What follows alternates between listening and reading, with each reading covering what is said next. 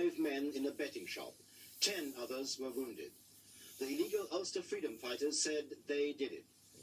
10 people have now died in violent shootings in the past 2 days. The RUC's Chief Constable, Sir Hugh Annesley, called it murder madness. A doctor who helped today's victim said people are absolutely frozen. They are numb. This was a scene of chaos after 2 gunmen turned a lunchtime betting session into a bloodbath. Ambulance men saved as many lives as they could. The survivors were overcome by what they had seen. And the walking wounded were in even deeper shock. The seriously injured were still being wheeled out of the bookmakers as more ambulances arrived. This is a Catholic area in the south of Belfast. The loyalist Ulster freedom fighters called it a target.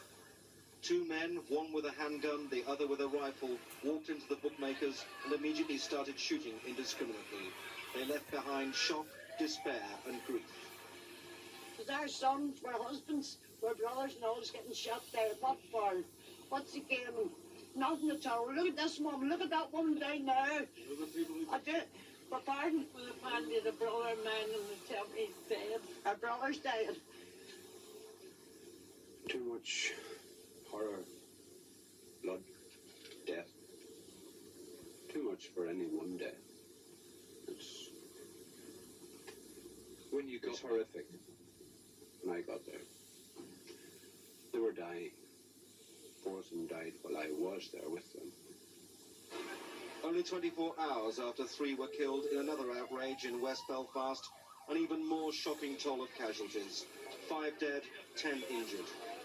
Ever since the IRA bombing near Cookstown, which claimed the lives of 8 Protestants just over 2 weeks ago, there had been fears of a loyalist backlash. The RUC's Chief Constable arrived at the scene to express his outrage. Once again, I find myself in the situation of having to describe to you what can only be described as murder madness.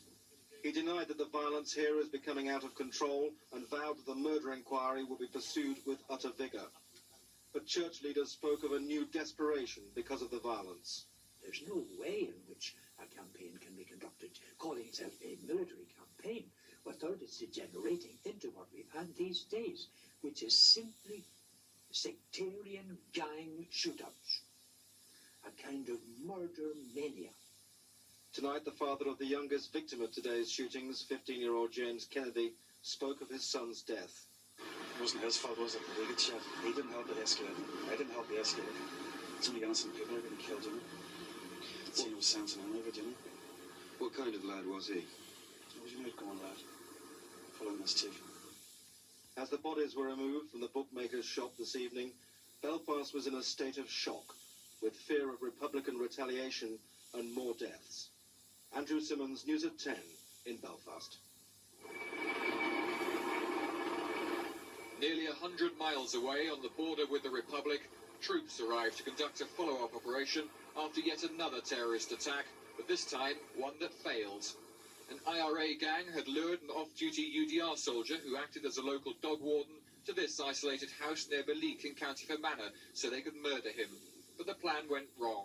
In a gun battle, the soldier, though wounded, managed to see off his attackers, killing one while the others fled over the border. 2 were later captured. At the same time in Belfast, new flowers arrived at Sinn Féin's advice centre in the Falls Road. The scene yesterday where a distraught RUC officer shot dead 3 men.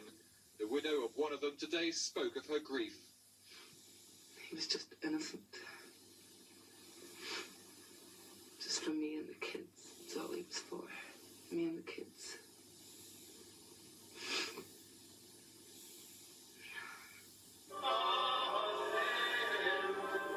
And the first of the funerals took place for taxi driver Paddy Clark, shot dead by the UFF on Sunday. Mourners heard the city's Roman Catholic bishop, Dr. Patrick Walsh, describe how Belfast was shrouded in gloom, death and near despair.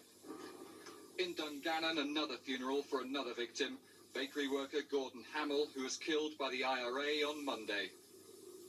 By the end of the week,